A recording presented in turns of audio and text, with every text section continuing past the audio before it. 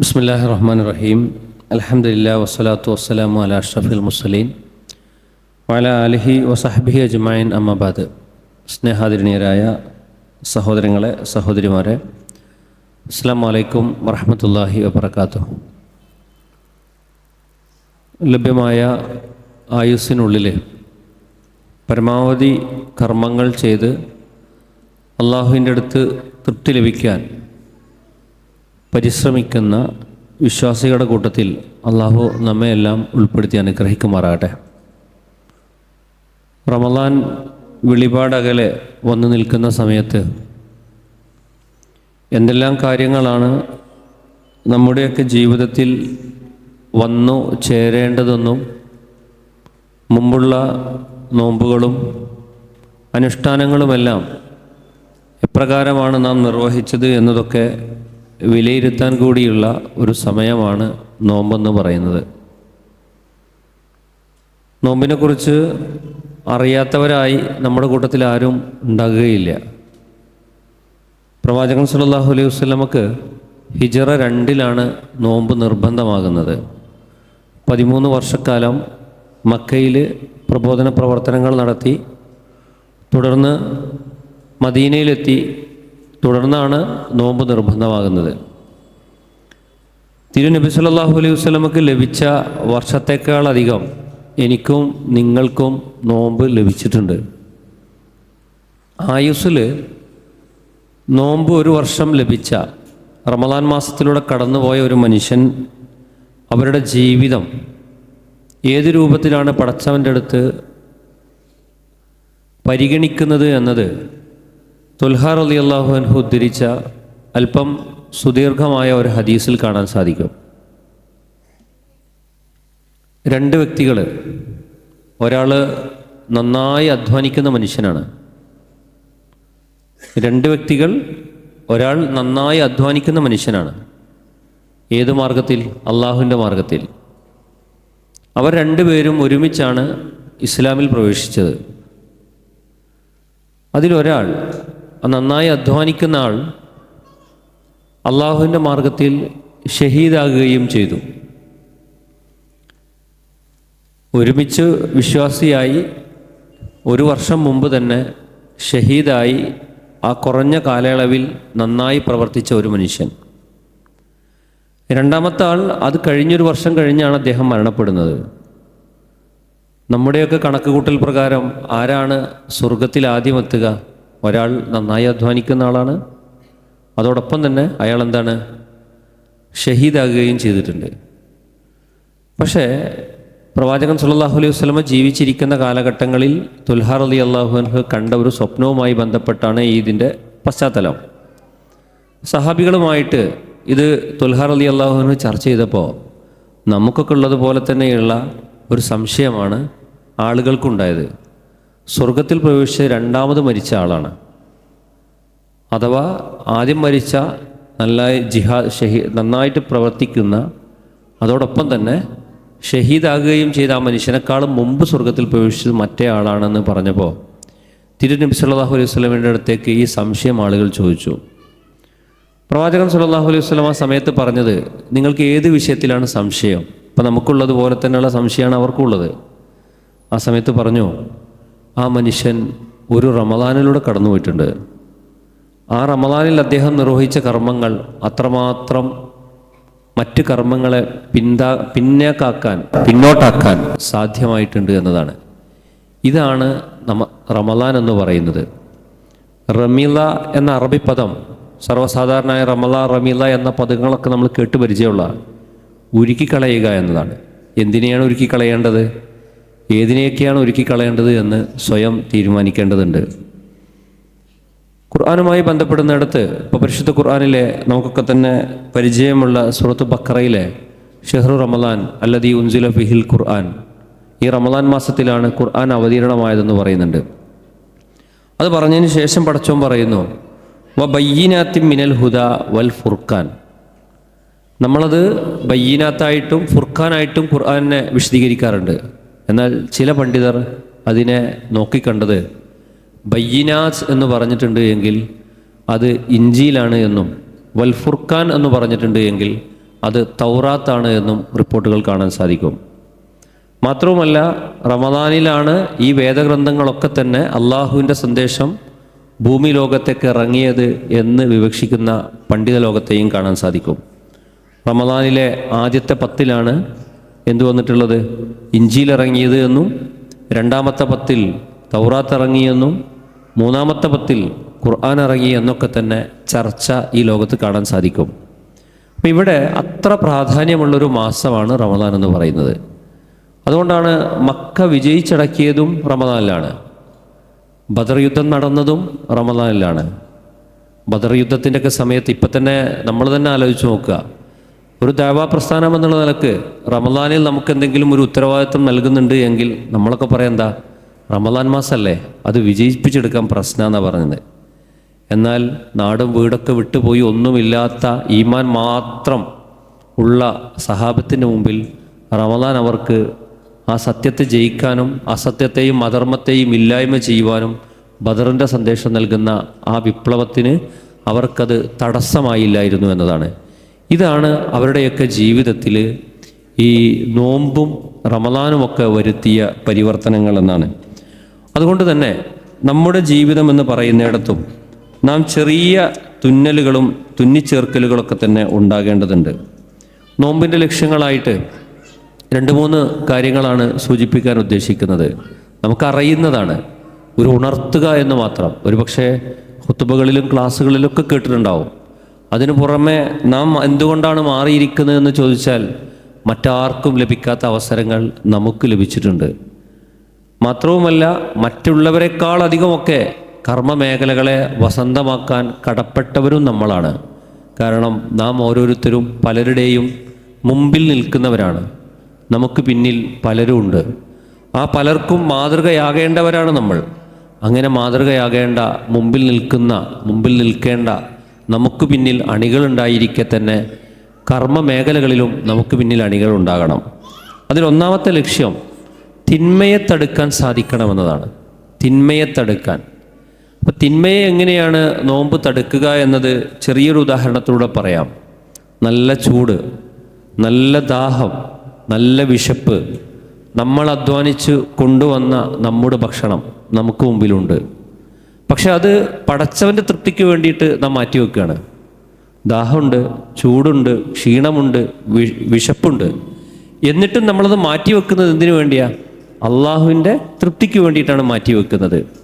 എങ്കിൽ നാം ആലോചിച്ച് നോക്കൂ പ്രിയപ്പെട്ടവരെ, ഈ ഒരു മാസക്കാലം നമുക്ക് അള്ളാഹുവിൻ്റെ തൃപ്തിക്ക് വേണ്ടി നാം ഇത് മാറ്റിവെച്ചിട്ടുണ്ട് എങ്കിൽ പിന്നീടുള്ള മാസങ്ങളിൽ എങ്ങനെയാണ് നമ്മുടെ വിയർപ്പിൻ്റെ ഗന്ധമില്ലാത്ത, അതുപോലെ തന്നെ പലിശയുടെയും മറ്റൊരുത്തൻ അവകാശപ്പെട്ടതും അനാഥയുടെയും ഒക്കെ സമ്പത്ത് നമുക്ക് മുമ്പിൽ വരുന്ന സമയത്ത്, അല്ലെങ്കിൽ പുതുമുതൽ കൈകാര്യം ചെയ്യുന്നിടത്ത് ഉദാസീനതയും നമ്മുടെ മക്കളിലേക്ക് അതിൻ്റെ അംശം എത്തുന്നുണ്ടോ എന്ന് സൂക്ഷിക്കാതിരിക്കുകയും ചെയ്യുക. അവിടെയാണ് ഒരു മാസക്കാലം ഈ പ്രയാസങ്ങളും പ്രതിസന്ധികളൊക്കെ ഉണ്ടായിട്ട് അള്ളാഹുവിൻ്റെ തൃപ്തിക്ക് വേണ്ടി നാം നമ്മെ ഒന്നും മാറ്റിപ്പണിതിട്ടുണ്ട് എങ്കിൽ തുടർന്നുള്ള മാസക്കാലങ്ങളിൽ എന്ത് ചെയ്യേണ്ടതുണ്ട്? ഹറാമുകളിൽ നിന്ന് പൂർണ്ണമായും വിട്ടു നിൽക്കാൻ സാധിക്കണം. ഇങ്ങനൊരു ഇസം ലോകത്ത് എവിടെയാണ്, ആരാണ് പഠിപ്പിക്കുന്നത്? നമ്മുടെ മതമല്ലാതെ വേറൊന്നും പഠിപ്പിക്കുന്നില്ല. അന്യൻ്റേത് ഭക്ഷിക്കരുതെന്ന് പറയുന്ന സമയത്ത് നമുക്ക് നമ്മുടേതെന്ന് പറയുന്നത് പോലും ചില സമയത്ത് അള്ളാഹുവിൻ്റെ ദൈവപ്രീതിക്ക് വേണ്ടി നാം മാറ്റിവെക്കുന്നുണ്ട് എങ്കിൽ അന്യൻ്റേത് പൂർണ്ണമായും നമുക്ക് വർജിക്കാനുള്ള മനസ്ഥിതിയില്ല എങ്കിൽ ഒരു ഉത്തമ സമൂഹത്തിൻ്റെ വക്താവ് എന്ന് നമ്മെക്കുറിച്ച് പറയാൻ സാധിക്കുകയില്ല എന്നതാണ്. അതുകൊണ്ടാണ് പ്രവാചകൻ സല്ലല്ലാഹു അലൈഹി വസല്ലം പറഞ്ഞത്, അസ്വിയാമു ജുന്നത്തുൻ. സിയാം എന്ന് പറഞ്ഞാൽ, നോമ്പെന്ന് പറഞ്ഞാൽ പരിചയാണ്. പരിച എന്തിനാണ് ഉപയോഗിക്കാറുള്ളത്? യുദ്ധത്തിൽ തൻ്റെ ശരീരത്തെ സുരക്ഷിതമായി നിലനിർത്താനായി പരിച ഉപയോഗിക്കുന്നത് പോലെ തെറ്റുകളും തിന്മകളും വരുന്ന സമയത്ത് പരിചയായി തഖ്വയുള്ളവരായി മാറാൻ സാധിക്കണം. ലഅല്ലക്കും തത്തക്കൂൻ, നിങ്ങൾ സൂക്ഷ്മാലുക്കളാകാനാണ്. ആ സൂക്ഷ്മാലു എന്ന് പറയുന്നത് സുരക്ഷിതമായ ഒരു കവചത്തിന് കീഴിൽ നിൽക്കാനാണ്. ഇതാണ് ഒന്നാമത്തെ നോമ്പിൻ്റെ ലക്ഷ്യം. ഇത് നേടിയെടുക്കാൻ നമ്മൾ എന്താ ചെയ്യേണ്ടത്? ഒരുപക്ഷെ അത്താഴം എന്തുണ്ടാക്കണമെന്ന് ചിന്തിച്ചിട്ടുണ്ടാവും, നോമ്പ് തുറകൾ എന്ന് സംഘടിപ്പിക്കണമെന്ന് ചിന്തിച്ചിട്ടുണ്ടാവും. അതിലെന്തെല്ലാം ചെയ്യണമെന്ന് സമകാലിക സാഹചര്യം നമ്മളൊക്കെ ചിന്തിച്ചിട്ടുണ്ടാവും. അതുകൊണ്ടാണ് ഈ നോമ്പുകാലം ഒരു ഈറ്റിംഗ് ഫെസ്റ്റിവലായിട്ട് അധപ്പതിച്ചു പോയിട്ടുള്ളത്. അവിടെ നിന്ന് മാറിയിട്ട് ഇങ്ങനെ എന്തെല്ലാം കാര്യങ്ങൾ ഞാൻ ചെയ്യണമെന്നത് സകുടുംബം ഇരുന്നു കൊണ്ട് നാം ചർച്ച ചെയ്യേണ്ടതുണ്ട്. രണ്ടാമത്തെ ഒരു ഭാഗം ക്ഷമാശീല ഉണ്ടാകണമെന്നാണ്. നിസ്സാര പ്രശ്നങ്ങളുടെ പേരിൽ ഉപ്പ വാങ്ങിത്തരാമെന്ന് പറഞ്ഞ സാധനം വാങ്ങിത്തന്നില്ലെങ്കിൽ, ഉമ്മ അല്പം ശബ്ദത്തോടു കൂടി സംസാരിച്ചിട്ടുണ്ട് എങ്കിൽ, കുറേ കാലങ്ങൾ പോറ്റി വളർത്തിയ മക്കൾ ക്ഷമിക്കാൻ സാധിക്കാതെ ഒരു കയർത്തുണ്ടത്തിൽ തൻ്റെ ജീവിതത്തെ ഹനിക്കപ്പെടുന്ന, ഹോമിക്കപ്പെടുന്ന എത്ര ആളുകളെ നമുക്ക് മുമ്പിൽ കാണാൻ സാധിക്കുന്നുണ്ട്. ചെറിയ ചെറിയ ബലിഷ്ഠമായി അള്ളാഹു നോക്കിക്കണ്ട കുടുംബ ബന്ധങ്ങളൊക്കെ തന്നെ ക്ഷമ എന്ന് പറയുന്ന അതിനു മുമ്പിൽ അക്ഷമ വന്നതുകൊണ്ട് എത്ര പവിത്ര ബന്ധങ്ങളാണ് ശിഥിലമായി കൊണ്ടിരിക്കുന്നത്. ഇതിനിടയിലാണ് പടച്ചവൻ നമ്മളോട് കൃത്യമായി ഒരു ട്രെയിനിങ് പ്രക്രിയയ്ക്ക് വിധേയമായി നീ ക്ഷമിക്കേണ്ടതുണ്ട്, കാണേണ്ടത് കാണാനും കേൾക്കേണ്ടത് കേൾക്കാനും, കേട്ടതിൽ തന്നെ ഏതിനെയാണ് സ്വായത്തമാക്കേണ്ടത് തിരിച്ചറിഞ്ഞ് റബ്ബിൻ്റെ അടുത്തേക്ക് എത്താനുമുള്ള ഒരു ക്ഷമ നന്നായി ഉണ്ടാകേണ്ട ഒരു സമയമാണ് നോമ്പുകാലം എന്ന് പറയുന്നത്. അല്പം ചൂടും സാഹചര്യങ്ങളൊക്കെ ഉണ്ടാകുന്ന സമയത്ത് ആ ക്ഷമക്ക് ഒന്നുകൂടി മാധുര്യം കൂടുകയാണ് ചെയ്യുക. അത് ജീവിതത്തിലുടനീളം ഒരു വിവേകിയായി തീരണമെങ്കിൽ ഈ ക്ഷമ അനിവാര്യവുമാണ്. അതുകൊണ്ടാണ് പ്രവാചകൻ സല്ലല്ലാഹു അലൈഹി വസല്ലം പറഞ്ഞത് ഹുവ ശഹ്റു സുബ്ർ എന്ന് പറയുന്നത്. ഈ മാസം എന്ന് പറഞ്ഞാൽ ക്ഷമയുടെ മാസമാണ്. ഈ സുബ്റിൻ്റെ പ്രതിഫലം എന്താണ്? സ്വർഗമല്ലാതെ മറ്റൊരു പ്രതിഫലവുമില്ല എന്നും പ്രവാചകൻ സല്ലല്ലാഹു അലൈഹി വസല്ലം പഠിപ്പിച്ചിട്ടുണ്ട്. മൂന്നാമത്തെ ഒരു ഭാഗം പരസ്പര സഹായമാണ്. അപ്പം എൻ്റെ നോമ്പിലൂടെ ഇതൊക്കെ വന്നിട്ടുണ്ടോ എന്നതാണ് നാം ഓരോ ദിവസവും അളക്കേണ്ടത്. വെയ്റ്റ് മെഷീനിൽ കയറി നിൽക്കുന്ന നോമ്പിൻ്റെ ആദ്യ ദിവസം ഇത്ര കിലോ ഉണ്ട്, ആദ്യത്തെ 10 ഇത്ര കിലോ കുറഞ്ഞു, അല്ലെങ്കിൽ ഇത്ര കൂടി, 2 നോമ്പ് തുറക്ക് പോയിട്ടാണ് എന്ന സമകാലിക ചർച്ചകളിൽ നിന്നൊക്കെ മാറിയിട്ട് ഇന്ന ദുർമേധസ്സുകൾ എൻ്റെ മനസ്സിൽ അള്ളിപ്പിടിച്ച് നിൽക്കുന്നുണ്ട് എങ്കിൽ ഇതിനെ എനിക്ക് ചികിത്സിക്കാൻ സാധിച്ചിട്ടുണ്ടോ എന്നത് എനിക്കും നിങ്ങൾക്കും നോക്കിക്കാണാൻ സാധിക്കുന്നില്ല എങ്കിൽ പിന്നെ ആർക്കാണ് സാധിക്കുക എന്നുകൂടി നാം വായിച്ചെടുക്കേണ്ടതുണ്ട്. അവിടെയാണ് പരസ്പര സഹായം ഉണ്ടാകണം. പരസ്പര സഹായം എന്ന് പറഞ്ഞാൽ ഇബ്നു അബ്ബാസ് റളിയല്ലാഹു അൻഹു പറഞ്ഞ ഒരു ഹദീസിൽ കാണാൻ സാധിക്കും, പ്രവാചകൻ സല്ലല്ലാഹു അലൈഹി വസല്ലമ ഒരു കൊടുങ്കാറ്റ് പോലെ ദാനധർമ്മങ്ങൾ നൽകിയിരുന്നു എന്നതാണ്. അപ്പോൾ ദാനധർമ്മങ്ങളും പിരിവുകളൊക്കെ പറയുന്ന സമയത്ത് നമ്മൾ ആലോചിക്കും, ഒന്നിനുമേലൊന്ന് നമുക്ക് വേണമെങ്കിൽ ഇപ്പം പല കാരണങ്ങളും പറയാം. ഈ ഒരു തൗഹീദി പ്രസ്ഥാനം എന്നുള്ള നിലക്ക് നാം അത്ര സ്വന്തം കയ്യിൽ നിന്ന് ചെലവാക്കി വലിയ വലിയ ദഅവാ പദ്ധതികളൊക്കെ നമ്മൾ നടപ്പിലാക്കിയിട്ടുണ്ട്. ഇനിയും പിരിവുകളും കവറുകളും എന്നൊക്കെ നമ്മെ തേടി എത്തിയിട്ടുണ്ടാകാം. അതൊക്കെ എത്തുന്ന സമയത്തും ഈ ഹദീസ് നമ്മുടെ ഹൃദയത്തിൽ എവിടെ നിന്നാണ് നാം അതിന് സ്ഥാനം കൊടുത്തത് എന്നുകൂടി നാം ആലോചിക്കേണ്ടതുണ്ട്. അവിടെയാണ് പരസ്പര സഹായം എന്ന് പറഞ്ഞില്ലേ. പ്രിയപ്പെട്ടവരെ, നമ്മുടെ വീട്ടിൽ നാം ചെലവാക്കുന്നത് അല്പം മിച്ചം പിടിച്ചിട്ട്, പൂർണ്ണമായി എന്ന് ഞാൻ പറയുന്നില്ല, അല്പം മിച്ചം പിടിച്ച് ഒരു 350 രൂപ ഒരു കിലോ മീൻ വാങ്ങിക്കുന്നുണ്ട് എങ്കിൽ അതൊരു 250 രൂപയാക്കിയിട്ട് 100 രൂപ മാറ്റിവെച്ച് ഒരു 10 ദിവസം നമ്മൾ അങ്ങനെയോ അല്ലെങ്കിൽ ഒരു 2-3 ദിവസം നമ്മൾ നീട്ടിവെച്ചാൽ ഒരു വീട്ടിൽ പല വീടുകളിലും പുക പൊന്താൻ അത് കാരണമാകും. ഇങ്ങനെ നമ്മുടെ വിയർപ്പിൽ നിന്നും നമ്മുടെ മേൽഘടകങ്ങൾ ലഭ്യമാകുന്ന കിറ്റുകൾ വിതരണം ചെയ്യുന്നതിന് പകരമായി നാം സ്വന്തം കണ്ടെത്തി നമ്മുടെ മക്കളെ കൂട്ടിയിട്ട് ഈ വീടുകൾ കണ്ടെത്തിയിട്ട് കൊണ്ടുപോയി കൊടുത്തണ്ടല്ലോ, മരിച്ചാലും പിൻതലമുറയായി ഈ മക്കളുണ്ടാകും. ആ മക്കൾ നമുക്ക് എന്നേക്കും ഉപകരിക്കുകയും ചെയ്യും. അതല്ലെങ്കിൽ ബാപ്പ ഫുൾ സെറ്റാണ്, ധാർമ്മിക മേഖല, മക്കളെ കിട്ടുന്നില്ല, മൗലവി മദനി സുല്ലമി നിങ്ങളൊന്ന് വിളിക്കുന്നൊക്കെ പറയാറുണ്ട്. ആ ഒരു ദുരവസ്ഥ ജീവിച്ചിരിക്കുന്ന കാലത്ത് നമുക്കില്ലാതിരിക്കാൻ, ജീവിച്ചിരിക്കുന്ന കാലത്ത് ബോധപൂർവം ഇത്തരം പ്രക്രിയകൾക്ക് നാം ഇറങ്ങിത്തിരിക്കേണ്ടതുണ്ട് എന്നതാണ്. ഞാനും നിങ്ങളും ഇറങ്ങി തിരിച്ചിട്ടില്ല എങ്കിൽ നമ്മുടെ പിൻതലമുറ എന്ന് പറയുന്നത് വാലിറ്റവരായി പോവും. ആ പിൻതലമുറയെ വളർത്തിയെടുക്കുക, ഇത്തരം നന്മകൾ ജീവിതത്തിൻ്റെ ഭാഗമാണ്. മറ്റൊരുത്തൻ ചിരിക്കുന്ന സമയത്ത് നമ്മുടെ ഉള്ള് അറിയാതെ സന്തോഷിക്കാൻ സാധിക്കണം. മറ്റൊരുത്തൻ സങ്കടപ്പെടുന്ന സമയത്ത് ആ സങ്കടം നമ്മുടേതായി നമ്മുടെ ഉള്ള് നീറാൻ സാധിക്കണം. അങ്ങനെ നീറാൻ സാധിച്ചാലേ ആ സുജൂദിൻ്റെ അടയാളം കൊണ്ട് കാര്യമുള്ളൂ. അങ്ങനെ നീറുന്നുണ്ടെങ്കിൽ മാത്രമാണ് ആ നമസ്കാരം കൊണ്ട് കാര്യമുള്ളൂ. എങ്കിലാണ് ആ അൽഹംദുലില്ലാ എന്ന മന്ത്രം ഉച്ചരിക്കുന്ന സമയത്ത് എനിക്ക് പ്രശ്നങ്ങളൊന്നുമില്ല എന്നുള്ളതല്ല, എന്നെ കണ്ണുകൊണ്ട് കണ്ട, കാതുകൊണ്ട് കേട്ട, ഞാൻ അറിഞ്ഞ പ്രശ്നങ്ങൾക്ക് പരിഹാരകനായി മാറാനും കൂടി എനിക്ക് സാധ്യമായിട്ടുണ്ട്, അൽഹംദുലില്ലാ എന്ന് പറയാൻ സാധിക്കണം. ആ സുബ്ഹാനല്ലാഹ് എന്ന മന്ത്രം പറയുന്ന സമയത്ത് ഇത്രയൊക്കെ പ്രശ്നങ്ങളുള്ള ആളുകൾ ഇവിടെ ഉണ്ടായിട്ടും നാഥാ ഞാൻ എത്ര സുന്ദരമായ ജീവിക്കുന്നത് എന്ന് പറയാൻ സാധിക്കണം. അങ്ങനെയാകട്ടെ ഈ ഒരു കാലം നോമ്പിനെ നമ്മൾ നോക്കിക്കാണേണ്ടത്. നാലാമതായിട്ട് പാപമോചനത്തിൻ്റെ മാസമാണ് റമദാൻ എന്ന് പറഞ്ഞത്. പാപമോചനത്തിൻ്റെ മാസം എന്ന് പറഞ്ഞാൽ പാപങ്ങൾ ജീവിതത്തിലുണ്ടാവും. മനുഷ്യരാണ് നമ്മൾ, മലക്കുകളല്ല. തെറ്റുകളുണ്ടാവും, സ്വാഭാവികമാണ്. സ്വാഭാവികമെന്ന് പറഞ്ഞ് തെറ്റിനെ നിസ്സാരവൽക്കരിക്കാനല്ല ഞാനത് പറഞ്ഞത്. മനുഷ്യ സഹജമാണ് തെറ്റെന്ന് പറയുന്നത്, അല്ലെങ്കിൽ നമ്മൾ മലക്കുകളാകേണ്ടതുണ്ട്. എന്നാൽ ഈ തെറ്റുകൾ വന്നിട്ടുണ്ട് എങ്കിലോ ലോകത്ത് എനിക്കൊരാളെ മാറ്റാൻ കഴിയുള്ളൂ, അതെന്നെ മാത്രമാണ്. നിങ്ങൾക്ക് ലോകത്ത് ഒരാളെ മാറ്റാൻ കഴിയുള്ളൂ, നമ്മൾ ഓരോരുത്തരെയുമാണ്. നമ്മുടെ ഇണകളെ നമുക്ക് മാറ്റാൻ കഴിയില്ല, നമ്മുടെ മക്കളെ നമുക്ക് മാറ്റാൻ കഴിയില്ല, മാതാപിതാക്കളെയോ വിദ്യാർത്ഥികളെയോ സമൂഹത്തെയോ നമുക്ക് മാറ്റാൻ കഴിയില്ല. നമുക്ക് മാറ്റാൻ സാധിക്കുന്നത് ഒരാളെയാണ്, അത് നമ്മളെയാണ്. അത് മാറ്റാൻ നാം തയ്യാറാകുന്നില്ല എങ്കിലോ നമ്മുടെ ഇച്ഛകളെ, അവൻ്റെ ആ സ്വഭാവം മാറിയിരുന്നെങ്കിൽ എന്ന ചിന്ത തന്നെ നമ്മെ നശിപ്പിച്ചുകൊണ്ടിരിക്കും.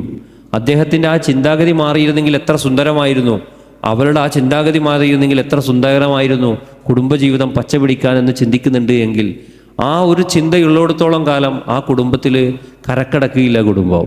ആ കുടുംബത്തിൻ്റെ മാധുര്യം അനുഭവിക്കാൻ സാധിക്കില്ല. എൻ്റെ ജീവിതത്തിൽ ഇന്ന പ്രശ്നങ്ങളുണ്ട് എന്ന് സ്വയം വിലയിരുത്തി ഞാനിതിന് പരിഹരിച്ചിരിക്കുന്നു എന്ന പ്രക്രിയ എവിടെയുണ്ടോ അവിടെ ആനന്ദമെന്ന് പറയാതെ നമുക്ക് നുകരാൻ സാധിക്കുമെന്നതാണ്.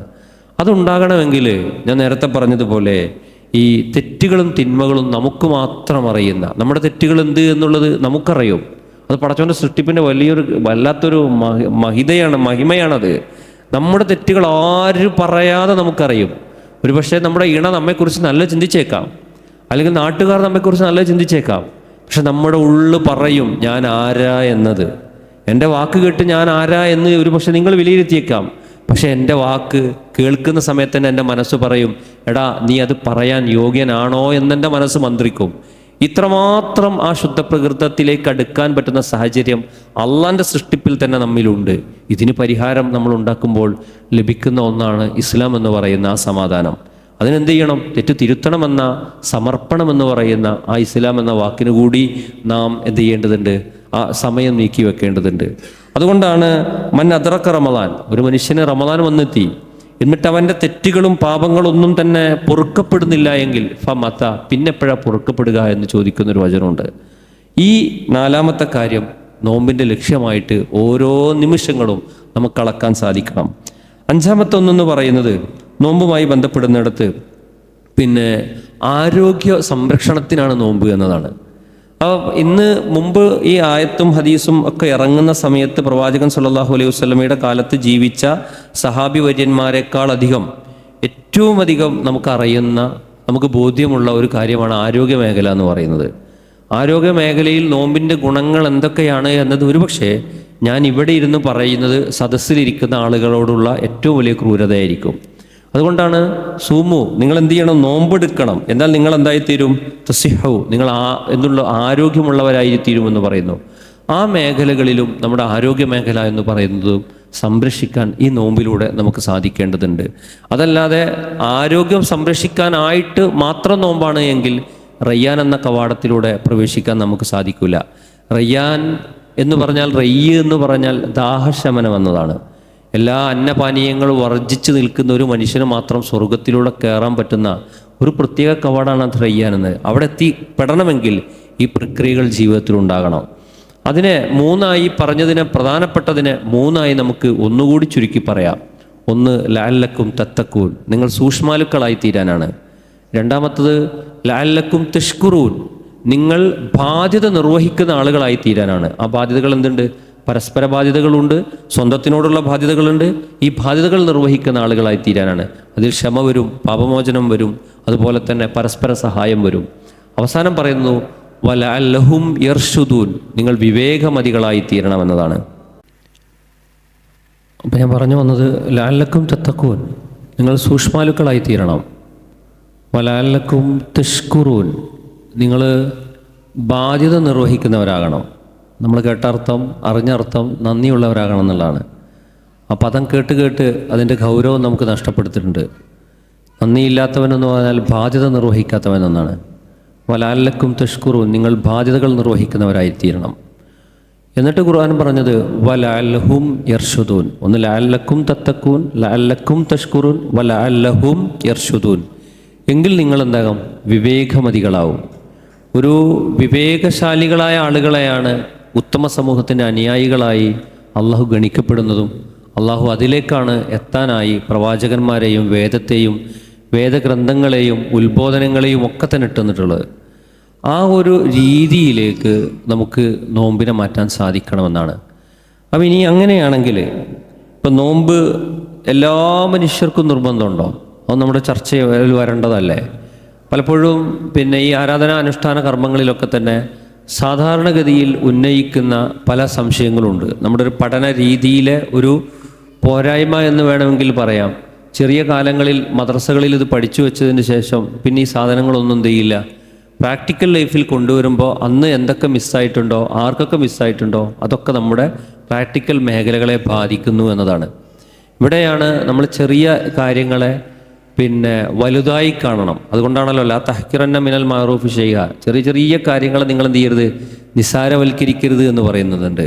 നിൻ്റെ ഒരു സുഹൃത്തിനെ കാണുന്നത് വരെ ഒരു പ്രസന്ന വദനനായി നിനക്ക് കാണാൻ സാധിക്കുന്നുണ്ട് എങ്കിൽ വലിയ ധർമ്മമാണെന്ന് മതം പഠിപ്പിച്ചിട്ടുണ്ട്. എന്നാൽ ചെറുതായി കാണേണ്ട പലതുമുണ്ട്. ഒരു ചെവിയിലൂടെ കേട്ട് മറു ചെവിയിലൂടെ വിടേണ്ട പലതുമുണ്ട്. അത്തരം സാധനങ്ങളെയൊക്കെ ആ ദുർമേധസ്സുകൾ മുഴുവൻ നമ്മുടെ ഹൃദയങ്ങളിൽ സംഭരിച്ചു വെക്കുകയും എന്നാൽ ചെറുത് കേട്ടത് വളരെ ഗൗരവത്തിൽ നിൽക്കേണ്ട പലതും നമ്മൾ എന്ത് ചെയ്യും, വർജിക്കുകയും ചെയ്യും. അതിൽ നിന്ന് വിഭിന്നമാകണം വിശ്വാസികൾ എന്ന് പറഞ്ഞാൽ. അപ്പോൾ നോമ്പ് നിർബന്ധമില്ലാത്ത പലരും ഉണ്ട്. അതിലൊന്ന് രോഗികളെന്ന് പറയാം. നമുക്കറിയുന്നതാണ്. ഇപ്പോൾ രോഗികൾ തന്നെ രണ്ട് വിധമുണ്ട്. സ്ഥിരം രോഗികളുണ്ട്, അതുപോലെ തന്നെ താൽക്കാലികമായുള്ള രോഗികളുണ്ട്. അപ്പം എന്നാൽ ചില ആളുകളൊക്കെ ഇപ്പോൾ നമ്മുടെ വീടുകളിലൊക്കെ ഉമ്മമാരോ അല്ലെങ്കിൽ പലരും രോഗമായിരിക്കെ തന്നെ ഒരു പനിയോ തലവേദനയോ നല്ല ക്ഷീണമോ ഈവൻ ഒരു പിന്നെ വയറിളക്കമൊക്കെ സംഭവിച്ചാൽ പോലും നോമ്പിൻ്റെ മഹത്വത്തെക്കുറിച്ച് അവർ നന്നായി പഠിച്ചിട്ടുണ്ടാവും. എന്നാൽ ഈ നോമ്പ് എന്ത് ചെയ്യില്ല, റമദാൻ മാസത്തിൽ നോമ്പ് ഒഴിവാക്കുക എന്ന് പറഞ്ഞാൽ അതെന്ത് ചെയ്യില്ല, സഹിക്കൂല. ശരിക്കും അങ്ങനെ ശരീരത്തെ പീഡിപ്പിച്ചുകൊണ്ട് നോമ്പ് എടുക്കുക എന്ന് പറയുന്നത് തെറ്റായിട്ട് മതം നോക്കിക്കാണുന്നുണ്ട്. അതുകൊണ്ടാണ് സ്ഥിരം രോഗികളായുള്ള മനുഷ്യർക്ക് ആ രോഗം സ്ഥിരം രോഗമാണ് എങ്കിൽ അവർ ഒരു നേരത്തെ ഒരാൾക്കുള്ള ഭക്ഷണത്തിൻ്റെ ഫിദിയ കൊടുത്തത് പരിഹരിക്കാവുന്നതാണ്. അതുകൊണ്ടാണ് ഈ മതം പഠിപ്പിച്ചിടത്തെ അദ്ദീന് യുസുർ, മതം എന്ന് പറഞ്ഞാൽ വളരെ എളുപ്പമെന്ന് പറഞ്ഞു. അപ്പം നമസ്കരിച്ച് കഴിഞ്ഞാൽ നമുക്കൊരു ആശ്വാസമാണ് അല്ലേ? അപ്പം ഇസ്ലാമിൽ ഏറ്റവും പ്രധാനപ്പെട്ട ഒന്നെന്താണ്, ഒരാൾ മുസ്ലിം ആകുക എന്നുള്ളതാണ്. ആ മുസ്ലിം ആകാൻ വലിയ പ്രയാസമുണ്ടോ? ഒരു ആധാർ കാർഡ് എടുക്കുന്ന പണിയുണ്ടോ? അതില്ലല്ലോ. ഒരു മനുഷ്യൻ അഷ്ഹദു അല്ലാ ഇലാഹ ഇല്ലല്ലാഹ് വഅഷ്ഹദു അന്ന മുഹമ്മദ് റസൂലുള്ളാഹ് എന്ന് പറഞ്ഞാൽ ഇതിൻ്റെ എൻട്രി ആയി. ഒരു പ്രയാസമല്ല, എന്തൊരു എളുപ്പമാണ്, വിശ്വാസം എളുപ്പമാണ്. എന്തിനാ പ്രവാചകൻ വന്നത് ലോകത്ത് പ്രവാചകൻ വന്നത് പിന്നെ മുഅല്ലിമൻ മുയസ്സിറൻ, ഇന്നമാ ബുഇസ്തു മുഅല്ലിമൻ മുയസ്സിറൻ, ആളുകൾക്ക് ഒരു ഫെസിലിറ്റേറ്ററായിട്ട് എളുപ്പം സൃഷ്ടിക്കുന്ന ഒരാളായിട്ടാണ് അള്ളാഹു പ്രവാചകൻ സ്വല്ലല്ലാഹു അലൈഹി വസല്ലമയെ നിയോഗിച്ചിട്ടുള്ളത്. അതുകൊണ്ടാണ് അദ്ദീൻ യുസ്ർ എന്ന് പറയുന്നത്. മതത്തിലെ നോമ്പിനെ കുറിച്ച് പറഞ്ഞാൽ, സക്കാത്തിനെ കുറിച്ച് പറഞ്ഞാൽ നമുക്ക് മനസ്സിലാകും. സക്കാത്ത് കൊടുക്കുന്നവനും പ്രയാസമല്ല, 100 ഉറുപ്പ്യ ഉണ്ടെങ്കിൽ 2 ഉറുപ്പ്യ കൊടുക്കുന്നൊരു പ്രയാസമല്ലല്ലോ. അതുപോലെ തന്നെ കിട്ടുന്നവനും ജീവിതത്തിൽ ഉണ്ടാക്കുന്ന എന്താണ്, എളുപ്പമാണ്. ഹജ്ജുമായി പറഞ്ഞിടത്ത് പിന്നെ എല്ലാവരും കടം വാങ്ങി ലോൺ എടുത്ത് ഹജ്ജ് ചെയ്യാൻ പറഞ്ഞിട്ടില്ലല്ലോ. അവിടെ സാധിക്കുന്നവർ എന്ന് പറയുന്നൊരു കേപ്പബിലിറ്റിയെക്കുറിച്ചാണ് സംസാരിക്കുന്നുണ്ട്. എന്നാൽ ഈ അന്നപാനീയങ്ങളും ഇതൊക്കെ വർജിച്ച് പൂർണ്ണമായും മാറി നിൽക്കുന്ന അതിനെ നമ്മൾ എങ്ങനെയാണ് എളുപ്പത്തിൻ്റെ ഗണത്തിൽ കൊണ്ടുവരിക?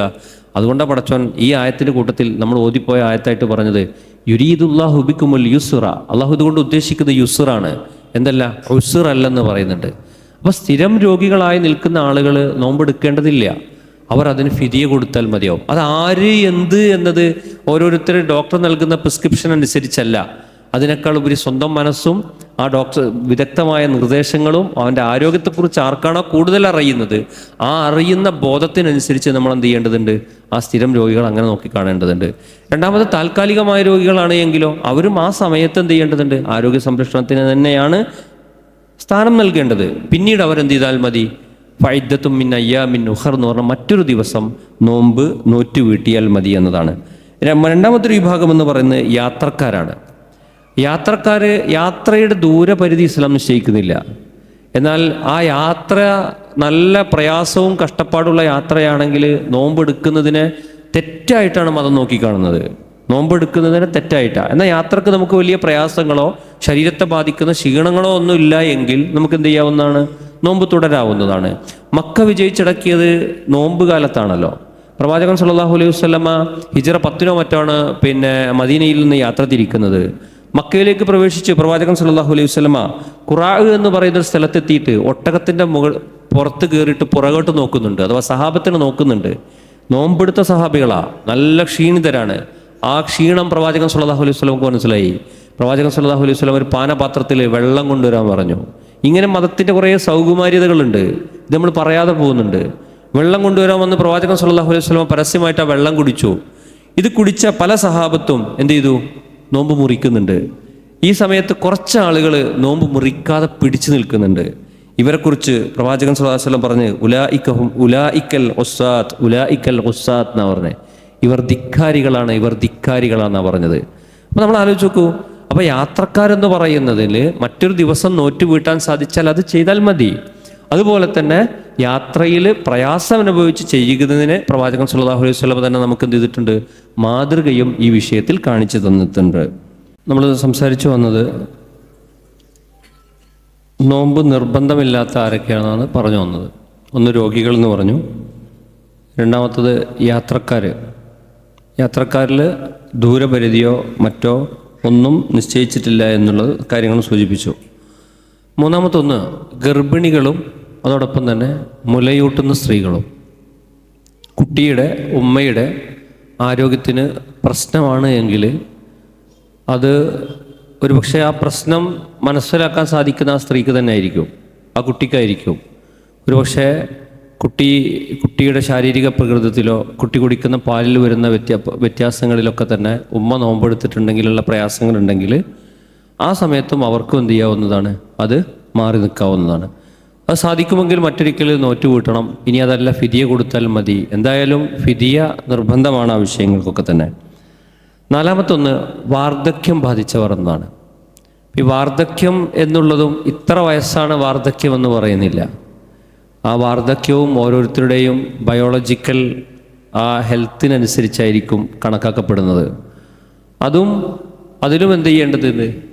നോമ്പിലൂടെ ആരും വിട്ടു നിൽക്കാത്ത വിധം ഫിദിയ എന്നതിലേക്കോ അല്ലെങ്കിൽ പിന്നീടത് സാധിക്കും എങ്കിൽ ഇപ്പോൾ കാലാവസ്ഥ ക്ലൈമറ്റ് ആ പ്രശ്നം വാർദ്ധക്യം കൂടി വരുന്ന സമയത്തുണ്ടെങ്കിൽ അതിനേതാണോ ആരോഗ്യത്തിന് ഗുണം, ഏതാണ് പ്രയാസം എന്നുള്ളത് കണക്കാക്കി അവിടെ നിന്ന് മാറി നിൽക്കാവുന്നതാണ് എന്നതാണ് ഖുർആൻ മതം പഠിപ്പിക്കുന്നത്. അഞ്ചാമത്തൊന്ന് കഠിനമായി ജോലി ചെയ്യുന്ന മനുഷ്യർ. ചില മനുഷ്യർ കഠിനമായിട്ട് അധ്വാനിക്കും, നോമ്പിന് ലീവ് എടുക്കാൻ പറ്റില്ല. ചിലരൊക്കെ നോമ്പിന് ലീവ് എടുക്കാൻ പറ്റാതെ കഠിനമായിട്ട് ആ സമയത്ത് അവരുടെ ജോലി സ്ഥലത്ത് അനിവാര്യത, അവരുടെ ഉപജീവന മാർഗമാണല്ലോ, ആ സമയത്ത് അനിവാര്യതയുണ്ട് എന്ന് ബോധ്യപ്പെടുന്നുണ്ട് എങ്കിൽ ആ ജോലിയുടെ കാഠിന്യം അവർക്ക് കണക്കാക്കിയിട്ട് എന്ത് ചെയ്യാവുന്നതാണ്? നോമ്പ് അത് മാറി നിൽക്കാവുന്നതാണ്. എന്നാൽ എന്ത് ചെയ്യണം? അത് മറ്റൊരിക്കൽ നിർബന്ധമായും നോറ്റ് വീട്ടേണ്ടതുമുണ്ട്. അത് നമ്മൾ മറക്കുകയും ചെയ്യരുത്. ആറാമത്തൊന്ന് ഇതുപോലെ തന്നെ അശുദ്ധിയുള്ളവർ, ഇപ്പോൾ ഋതുമതികളായ സ്ത്രീകൾ, ഇങ്ങനെയുള്ളവർക്ക് നോമ്പ് നിർബന്ധമല്ല. അപ്പോൾ ഇതൊക്കെ പിന്നീട് എന്ത് ചെയ്യണം? നോറ്റ് വീട്ടുകയും ചെയ്യണം. ഈ കാര്യങ്ങളൊക്കെ പറയുന്നതോടൊപ്പം തന്നെ നമുക്ക് സമകാലിക സാഹചര്യങ്ങളിൽ ശരീരത്തെ പീഡിപ്പിച്ചുകൊണ്ടും, അതല്ലെങ്കിൽ ശരീരത്തെ പീഡിപ്പിക്കുക എന്ന് പറഞ്ഞാൽ നമ്മൾ സാധാരണഗതിയിൽ എടുക്കുന്നതിൽ നിന്ന് വ്യത്യസ്തമായിട്ട് ആരോഗ്യ പ്രശ്നങ്ങൾ, എങ്ങനെയൊക്കെയുള്ള പ്രശ്നങ്ങളൊക്കെ ഉണ്ടാകുന്ന സമയത്ത് നിങ്ങൾ നോമ്പെടുക്കരുതെന്ന് നിർദ്ദേശിച്ച് കർക്കശമായിട്ട് ഡോക്ടേഴ്സൊക്കെ നിർദ്ദേശിക്കുകയൊക്കെ ചെയ്തിട്ടുണ്ടെങ്കിലും പുണ്യമുണ്ട് എന്ന് പറഞ്ഞ് നമ്മൾ നോമ്പെടുക്കുന്നത് ശരിയാണോ എന്നുള്ളത് നമ്മൾ വിലയിരുത്തേണ്ടതുണ്ട്. അപ്പോൾ ഓരോ വ്യക്തിയുടെയും ആരോഗ്യമെന്ന് പറയുന്നത് മതം വളരെ ഗൗരവത്തിലാണ് നോക്കിക്കാണുന്നത്. ആരാധനാ കർമ്മങ്ങൾ ചെയ്യുക വഴി അവൻ ആരോഗ്യം ശക്തിപ്പെടുകയാണ് ചെയ്യേണ്ടത്, ആ ആരോഗ്യം ബലക്ഷയം സംഭവിക്കുകയല്ല ചെയ്യേണ്ടത് എന്നതുകൂടി വായിക്കേണ്ടതുണ്ട്. ഇനി ഇങ്ങനെയൊക്കെ നോമ്പെടുക്കുന്നുണ്ട് എങ്കിൽ ഇതിൽ നമ്മുടെ ചില വിധികളുണ്ട്, മതം കൽപ്പിക്കുന്ന വിധികൾ. ഇത് നമ്മൾ ചെറുപ്പത്തിലൊക്കെ കേട്ടു പഠിച്ചു മനസ്സിലാക്കിയതൊക്കെ ഉണ്ട്. പക്ഷെ അത് പ്രായോഗിക തലത്തിൽ കൊണ്ടുവരുമ്പോൾ അതിൻ്റെതായ ഒരു പൂർണ്ണതയിലെത്താത്ത പല മേഖലകളിൽ നിന്നും നമ്മളൊക്കെ മാറി നിൽക്കുന്നുണ്ട്. അത് ഏറ്റവും പ്രധാനപ്പെട്ട ഒന്ന് നിയ്യത്ത് എന്ന് പറയും. അപ്പോൾ സാധാരണഗതിയിൽ നിയ്യത്ത് ഒരു ദിവസം ചെല്ലാൻ മറന്നുപോയി, ഇന്ന് നോമ്പെടുക്കാൻ പറ്റുമോ ഇല്ലേ, ഞാൻ ഇന്നലെ അത് പറയാൻ വിട്ടുപോയി എന്നൊക്കെ പറഞ്ഞ് എവിടെയൊക്കെയോ കേട്ടതോ അറിഞ്ഞതോ ആയ കുറേ കാര്യങ്ങൾ നമ്മുടെ അടുത്ത് വലിയ ഗൗരവത്തിലെടുക്കുന്നുണ്ട്. ഒരു മനുഷ്യൻ നോമ്പെടുക്കുന്ന സമയത്ത് ഇന്നും നാളെ അവൻ നോമ്പെടുക്കാൻ നാളെ അവൻ നോമ്പെടുക്കുന്നു എന്നുള്ളതിന് അവൻ ഇന്ന് സജ്ജമാകണം. ഇതിനാണ് നെയ്യത്തെന്ന് പറയുക, സിമ്പിളായി പറഞ്ഞാൽ. ആ ഒരു ധാരണ കൃത്യമായി ഉണ്ടാകണം. അതിനർത്ഥം തീരെ ലാഘബുദ്ധിയോട് കൂടിയിട്ട് അതിനെ മുഴുവൻ എന്ത് ചെയ്യുക, തിരസ്കരിച്ചുകൊണ്ട് ഞാനിങ്ങനെ നോമ്പൊന്നും എടുക്കുന്നില്ല അങ്ങനത്തെ അങ്ങനെ മതി എന്ന് പറയുന്ന രീതിയിലേക്കല്ല. ഇതിൻ്റെ രണ്ടിൻ്റെയും ഒരു മധ്യമ നിലപാട്. നിയ്യത്തെടുക്കാതെ നമ്മൾ എന്ത് ചെയ്തിട്ടുണ്ടെങ്കിലും കാര്യമില്ലല്ലോ.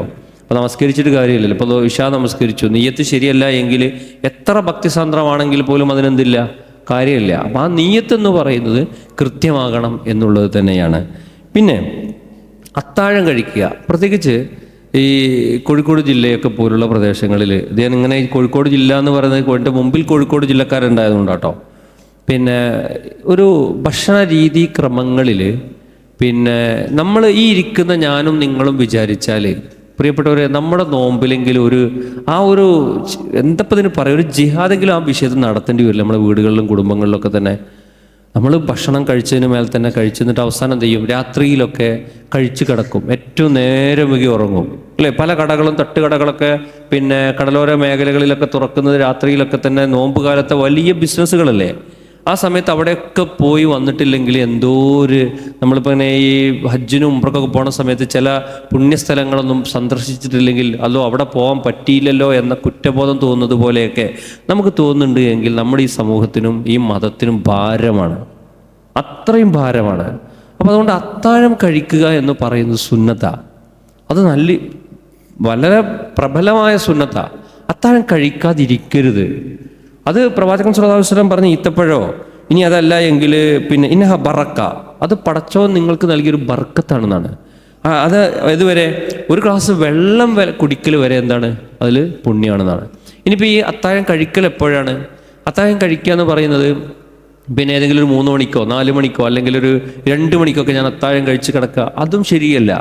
ഉറക്കം ശരീരത്തിന് അനിവാര്യമാണ്. അവിടെ പ്രവാചകൻ സ്വല്ലല്ലാഹു അലൈഹി വസല്ലം പഠിപ്പിക്കുന്നത്, ഇപ്പോൾ സയ്യിദ് ഇബ്നു സാബിത്ത് റളിയല്ലാഹു അൻഹു പറയുന്നുണ്ട്, ഇതിൻ്റെ സമയത്തെക്കുറിച്ച് പറയുന്നുണ്ട്. സുബഹി നമസ്കാരത്തിൻ്റെയും അത്താഴത്തിൻ്റെയും ഇടയിൽ എത്ര ആയത്തോതാനുള്ള സമയമുണ്ടെന്നാണ് പറഞ്ഞത്? 50 ആയത്തോതാനുള്ള സമയമുണ്ടെന്ന് പറയുന്നുണ്ട്.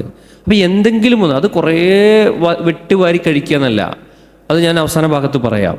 അത് കുറച്ച് വളരെ ക്വാണ്ടിറ്റീവ് ആയിട്ടുള്ള നമുക്ക് ശരീരത്തിന് ആവശ്യമുള്ള എന്തെങ്കിലും ചിലത് നിർബന്ധമായിട്ടും നമ്മൾ കഴിക്കണം എന്നുള്ളതാണ്. അപ്പോൾ ഇതൊരു വെള്ളം കുടിക്കുന്ന രീതിയെങ്കിലും അതിൽ ചെയ്യണം എന്നാണ്. ഇനി പിന്നെ ചിലരൊക്കെ സാധാരണഗതിയിൽ എപ്പോഴും ചോദിക്കുന്ന ചോദ്യമാണ്, പല്ല് തേക്കാൻ പറ്റുമോ നോമ്പിന് 2-3 തവണ? നിർബന്ധമായിട്ടും പല്ല് തേക്കണം. ആ ചോദ്യം തന്നെ തെറ്റാണ്. കാരണം എന്താ വെച്ചാൽ നമ്മുടെ പല്ല് കാര്യങ്ങൾ ഇതൊക്കെ വൃത്തിയിൽ നമ്മൾ കൊണ്ടുവന്നിട്ടില്ലെങ്കിൽ ഭക്ഷണവും മണവും ഇങ്ങനെ നമ്മൾ നോമ്പുകാരനാണെന്ന് വിചാരിച്ച് മറ്റൊരുത്തരും ദുർഗന്ധം ഉണ്ടാക്കുന്ന രീതിയിലാണെങ്കിൽ അത് തെറ്റന്നെയാണത്. അത് നിർബന്ധമായിട്ടും പ്രവാചകൻ സ്വല്ലല്ലാഹു അലൈഹി വസല്ലം പല്ല് തേക്കുക, സുറുമയിടുക, അതുപോലെ തന്നെ നമ്മൾ പിന്നെ ഉള്ളൊരു ചോദ്യമാണ്, എണ്ണയിട്ട് കുളിക്കാൻ പറ്റുമോ? എണ്ണയിട്ട് കുളിക്കുന്നതുകൊണ്ടൊന്നും ഒരു വിരോധവും ഇല്ല. ഇത് നമ്മൾ വിചാരിക്കുന്നതൊന്നും നമ്മുടെ അടുത്തൊന്നും ഇല്ല എന്നുള്ളത്. ഇത് അപ്പുറത്ത് പറഞ്ഞു, ഇവിടുന്ന് പറഞ്ഞു. ഇങ്ങനെ ഈ തട്ടാൻ്റെ പിന്നെ തൊടുവിലെ മുയലിനെ പോലെ എന്ന് പറഞ്ഞാൽ ഇങ്ങനെ ചെറിയ ചെറിയ സാധനങ്ങൾ വരുമ്പോൾ നമുക്കൊരു പരിക്ക് വരാൻ പാടില്ലല്ലോ. ഇത് കൃത്യമാണ്. അതിൽ നമുക്ക് കുളിച്ചാൽ എന്താ പ്രശ്നം? കുളിക്കണം. ആ കാര്യങ്ങളൊക്കെ കൃത്യമായിട്ട് നമ്മൾ ചെയ്യേണ്ടതുണ്ട്. അതുപോലെ ഈ പിന്നെ നമ്മൾ ഭക്ഷണപാനീയങ്ങളൊക്കെ ഉണ്ടാക്കിയിട്ടുണ്ടെങ്കിൽ അതിൽ രുചി നോക്കുന്നത് കൊണ്ട് എന്തെങ്കിലും തെറ്റുണ്ടോ? അപ്പോൾ രുചി നോക്കുക എന്ന് പറയുന്ന ഉള്ളിലേക്ക് ഇറങ്ങി പോകില്ല. അള്ള സംവിധാനിച്ച സംവിധാനം നോക്ക്. നമ്മുടെ നാവിൻ്റെ തുമ്പത്തുള്ള പിന്നെ രസ കുമിളകളിൽ തട്ടിയാൽ തന്നെ മധുരമാണോ കയ്പാണോ പുളിയാണോ കൂടുതലുണ്ടോ കുറവുണ്ടോ എന്ന് അറിയാൻ പറ്റും.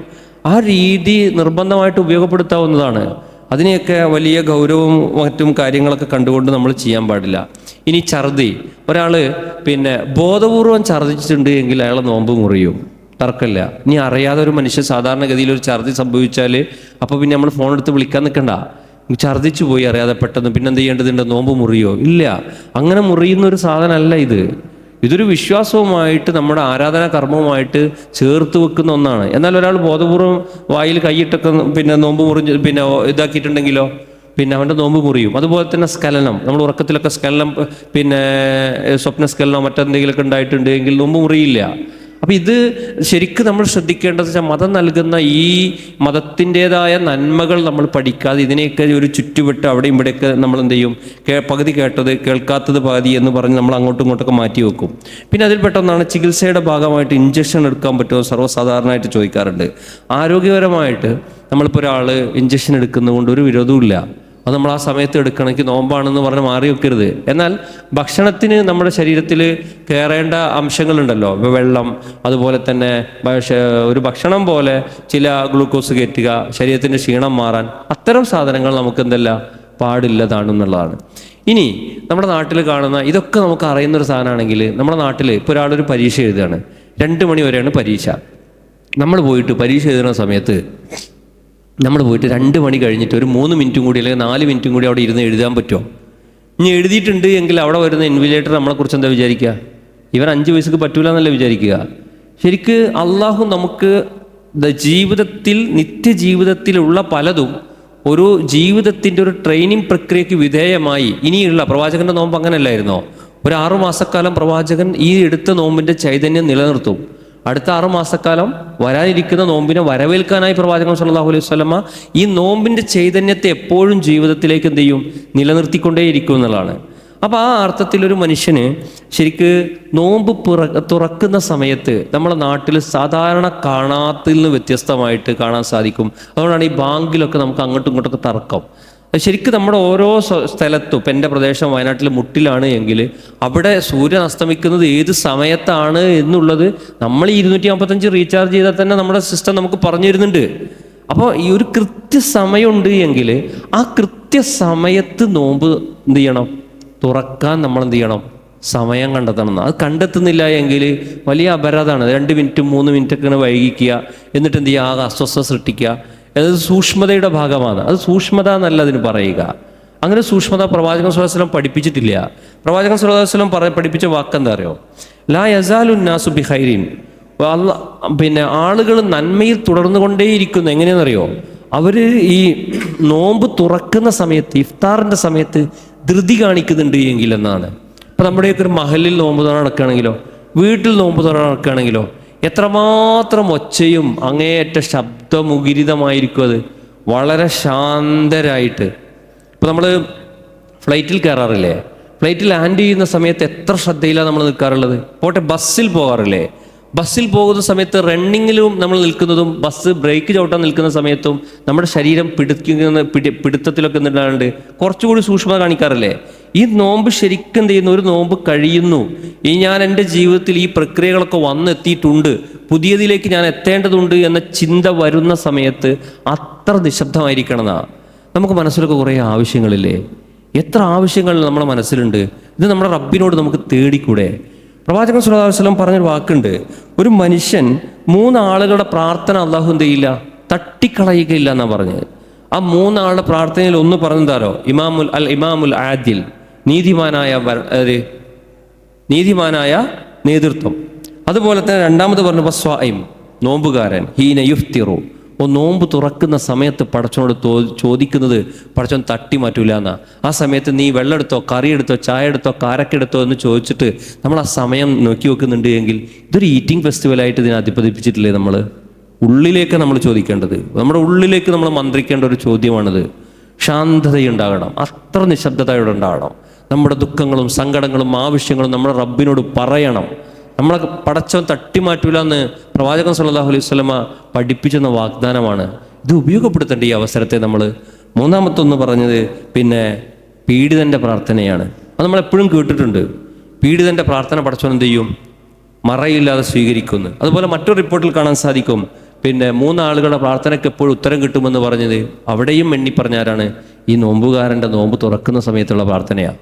രണ്ടാമത്തത് പീഡിതൻ്റേതാണ്. മൂന്നാമത്തൊന്ന് യാത്രക്കാരൻ്റെ പ്രാർത്ഥന എന്നാ.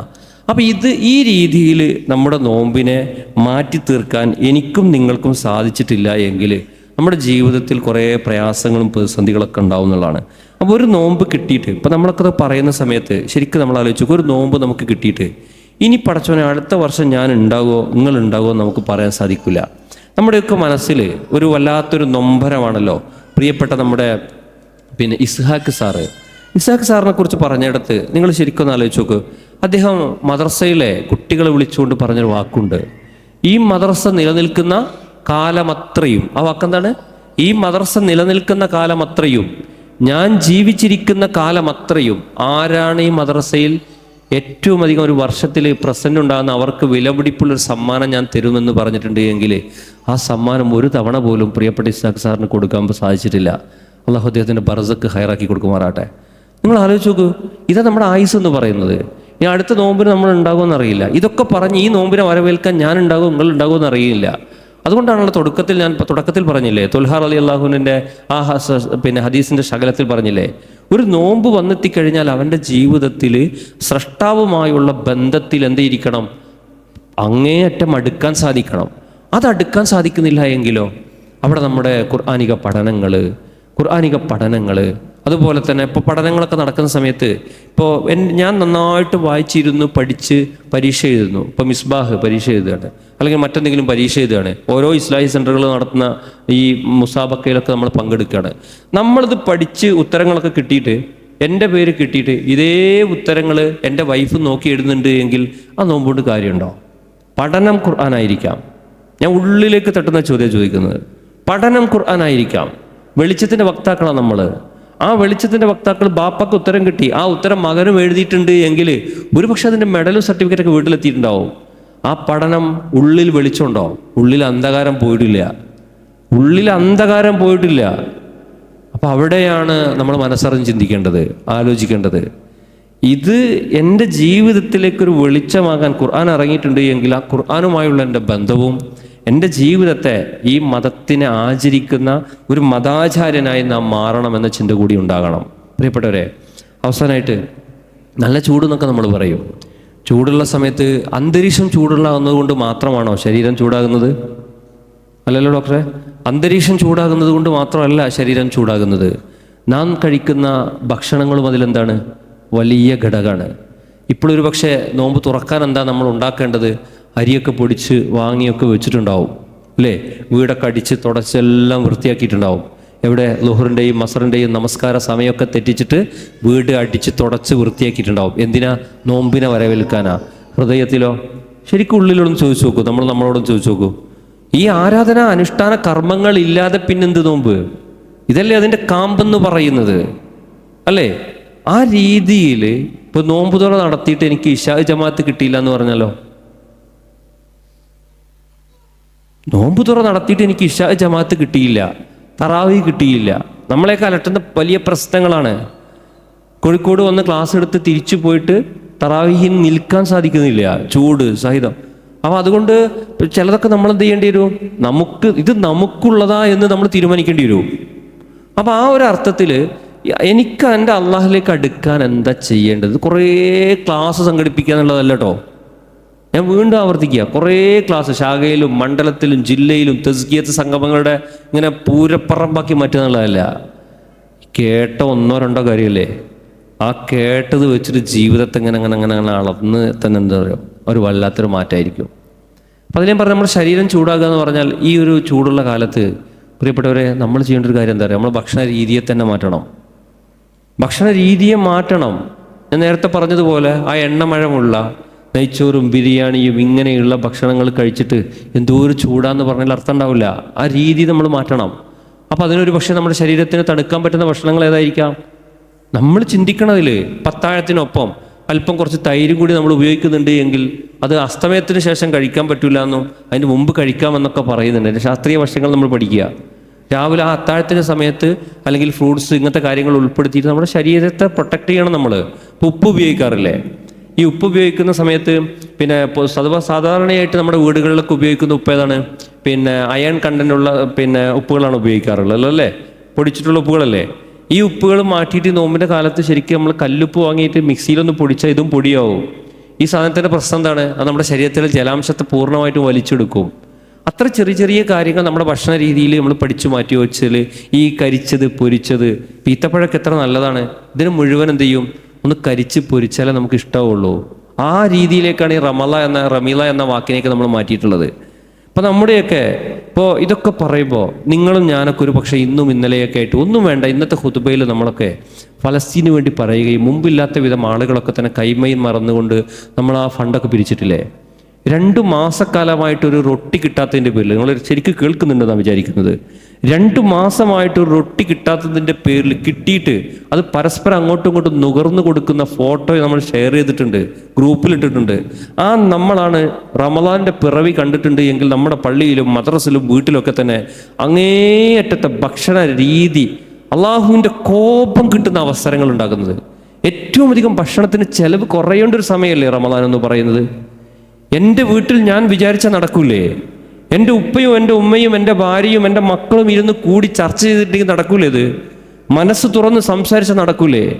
നിങ്ങൾ എല്ലാവരും പറയുന്നത് അറിയാം. ഇപ്പം കഴിഞ്ഞ ദിവസം ഒരു ക്ലാസ് എടുത്ത സമയത്ത് ഞാൻ ചോദിച്ചു, നിങ്ങളെ വീട്ടിൽ പ്രധാനപ്പെട്ട ബാപ്പയും ഉമ്മയും നിങ്ങൾ രണ്ടാളും വിചാരിച്ചാൽ നടക്കൂലേ ചോദിച്ചു. അപ്പോൾ ഓളെ മുഖത്തേക്കും ഓൻ്റെ മുഖത്തേക്കും നോക്കി, നടക്കൂലേ എന്ന് ചോദിച്ചു. അപ്പോൾ നടക്കുമെന്ന് പറഞ്ഞു. പിന്നെ തങ്ങൾ അങ്ങോട്ടും ഇങ്ങോട്ടും നോക്കിയെന്ന് ചോദിച്ചു. ആ സമയത്ത് അവർ പറഞ്ഞാൽ മക്കളെന്ന്. ഈ മക്കൾ എവിടെ നിന്നാണ് വളർന്നു വന്നത്? ഈ മക്കൾ ഇങ്ങനെ ആകാനുള്ള കാരണം ആരാ? നമ്മളല്ലേ. ഈ മക്കൾക്ക് ഇത് പറഞ്ഞു കൊടുക്കേണ്ടത് നമ്മളല്ലേ. ഇത്ര സുന്ദരമായിട്ട് നമ്മളെ മക്കളെപ്പോലെ നമുക്ക് ട്യൂൺ ചെയ്യാൻ പറ്റുന്ന ലോകത്ത് വേറെ ആരാ ഉള്ളത്? കാരണം അവരും നമ്മളും ആ സ്നേഹബന്ധമാണ്. ആ ബന്ധത്തിൽ മോളെ ഇങ്ങനെയൊക്കെ ഉണ്ട്, മോനെ ഇങ്ങനെയൊക്കെ ഉണ്ട്, നമുക്ക് ഇങ്ങനെ ആയിക്കൂടെ? വേണ്ടെന്നാണ് ഞാൻ പറഞ്ഞത്. അല്ല, ഒരു വറ്റി വരേണ്ടതിനെ കുറിച്ചല്ല ഞാൻ പറഞ്ഞത്. ഇതൊന്നുണ്ടാക്കി അതിന് പുറമെ വേറൊന്നും ഉണ്ടാക്കി, അവിടെ നോമ്പ് തുറക്ക് ഇതായിരുന്നുവെങ്കിൽ ഇവിടെ നോമ്പ് തുറക്ക് ഇങ്ങനെ ഉണ്ടാക്കി എന്നൊക്കെ പറഞ്ഞ് നമ്മൾ വെളിച്ചത്തിൻ്റെ വിതരണം അല്ലേ, റേഡിയോ ഇസ്ലാമിൻ്റെ ഇൻസ്റ്റാൾമെൻറ്റിന് പോകുന്നു, ഇൻസ്റ്റലേഷന് പോകുന്നു, അതുപോലെ തന്നെ ഖുർആൻ പഠന പദ്ധതിക്ക് വേണ്ടിയിട്ട് പോകുന്നു, നമ്മൾ അൽജാരിയക്ക് വേണ്ടി പോകുന്നു, സനാബിലിന് പോകുന്നു, എല്ലാത്തിനും നിങ്ങൾക്ക് അത് കിട്ടിയോ ഇത് കിട്ടിയോ ചോദിക്കുന്നു. ആ വെളിച്ചം നമുക്കില്ല എങ്കിൽ, നമുക്കില്ലാത്തൊരു സാധനമല്ലേ അത് നമ്മളല്ലേ ഉണ്ടാക്കിയെടുക്കേണ്ടത്. ആ അർത്ഥത്തിൽ നാം ഓരോരുത്തരും ചിന്തിക്കേണ്ടത്, നോമ്പിൻ്റെ ഈ ഒരു സമയത്ത് ഇതിനൊരു ഈറ്റിംഗ് ഫെസ്റ്റിവൽ ആക്കാതെ ആവശ്യമുള്ളത് കുറച്ച് നമ്മുടെ സ്ത്രീകളും ചിന്തിക്കട്ടെ, അവർക്കും കുറച്ചൊക്കെ റെസ്റ്റ് വേണ്ടേ? ഇപ്പോൾ ഒരുപക്ഷെ ആണുങ്ങളൊക്കെ പറയും ഓലായിരിക്കും എന്ത് ചെയ്യുന്നത്, ഇങ്ങനെയുള്ള സാധനങ്ങളിലൊക്കെ അതില്ലെങ്കിൽ മോശമല്ലേ എന്നൊക്കെ ചിന്തിക്കുന്നത് ഒരു ഭൂരിപക്ഷം അവരായിരിക്കും. എന്നാൽ ചില ആണുങ്ങളും ഉണ്ട് ഇതൊന്നും ഇല്ലെങ്കിൽ എന്തോ കുറഞ്ഞു പോയി എന്നുള്ളതാണ്. അത്ര സമയം അവരെന്ത് ചെയ്യട്ടെ, കുറച്ച് ഉപയോഗിക്കട്ടെ. ആ സമയം നമ്മളിരുന്ന് ഖുർആനും നമ്മുടെ പഠനവും ചിന്തയുമായിട്ട് അള്ളാഹുലേക്ക് അടുക്കാനുള്ള ചിന്തകളാകുക. ആ രീതിയിൽ നമുക്ക് മുന്നോട്ട് പോകാൻ സാധിക്കുന്നുണ്ട് എങ്കിൽ നല്ല സുന്ദരമായിരിക്കും. അതോടൊപ്പം തന്നെ ഇങ്ങനെ വിട്ടി വഴുങ്ങി നമ്മൾ ഭക്ഷിച്ചിട്ട് ഈ എന്ത് ചെയ്യുക, സോഫ്റ്റ് ഡ്രിങ്കുകൾ ധാരാളം കുടിക്കുക, മധുരത്തിൻ്റെ അംശങ്ങൾ കൂട്ടുക, ഇതൊക്കെ ശരീരം ചൂട് പിടിക്കും. എന്നിട്ട് നോമ്പ് വല്ലാത്തൊരു നോമ്പല്ലേ, ഇനി എപ്പോഴാണ് തണുക്കുക? ഈ ശരീരം ചൂടാകാനുള്ള സാധനങ്ങളൊക്കെ നമ്മൾ ഉള്ളിലേക്ക് കൊടുക്കും. അതുകൊണ്ട് സൂറത്ത് തോഹയിലെ 80-ാമത്തെ വചനമാണോ 81-ാമത്തെ വചനമാണെന്ന് തോന്നുന്നുണ്ട്, കുലു മിന തൊയ്യിബാത്തി മറസക്കനാക്കും അല്ലേ. നിങ്ങളെന്ത് ചെയ്യണം, അള്ളാഹ് നിങ്ങൾക്ക് നൽകിയത് ഫ്രഷ് ആൻഡ് പ്യുവർ നിങ്ങൾ ഭക്ഷിക്കണം. പടച്ചോൻ്റെ കൽപ്പന, ഫ്രഷും പ്യുവറും നിങ്ങൾ ഭക്ഷിക്കേണ്ടത്. വല തത്കൗ ഫീഹി, നിങ്ങളതിൽ അതിക്രമം കാണിക്കാൻ പാടില്ല എന്നാ. അങ്ങനെയാണെങ്കിൽ നമ്മൾ അതിക്രമം കാണിക്കാത്ത നമ്മൾ ആരാ ഉള്ളത്? നമ്മൾ നേരത്തെ പറഞ്ഞ തിന്മകളിൽ നിന്ന് മാറി നിൽക്കണമെന്ന് പറഞ്ഞ ഈ തിന്മ നമ്മളെ പാചകത്തിലേക്കും അന്നപാനീയങ്ങളിലേക്കും വരെ വരുന്നില്ലെങ്കിൽ ഇത്ര കാലം നമ്മൾ ജീവിച്ചിട്ട് ഒരു നേരത്തെ ഭക്ഷണം ഉണ്ടായിട്ട് അടുത്ത നേരം എന്ന് ചിന്തിക്കാത്ത സഹാബത്തിൻ്റെ പേര് കേൾക്കുമ്പോഴാണ് റളിയല്ലാഹു അൻഹു അലൈഹിസ്സലാം എന്നൊക്കെ നമ്മൾ പറയുന്നത്, സ്വല്ലല്ലാഹു അലൈഹി വസല്ലം എന്നൊക്കെ നമ്മൾ പറയുന്നത്. അവർ ജീവിച്ച് കാണിച്ചിട്ട് ആ വിശപ്പ് മാറാതെ അവർ അൽഹംദുലില്ലാ എന്ന് പറഞ്ഞിട്ടുണ്ട് എങ്കിൽ ഒന്നിനു പിറകെ ഒന്ന് കഴിച്ചുകൊണ്ട് പിന്നൊന്ന് അള്ളാഹിൻ്റെ മുമ്പിൽ നിന്നുകൊണ്ട് മര്യാദക്കൊന്ന് കൈകെട്ടാൻ പോലും നമുക്ക് സാധിക്കുന്നില്ല.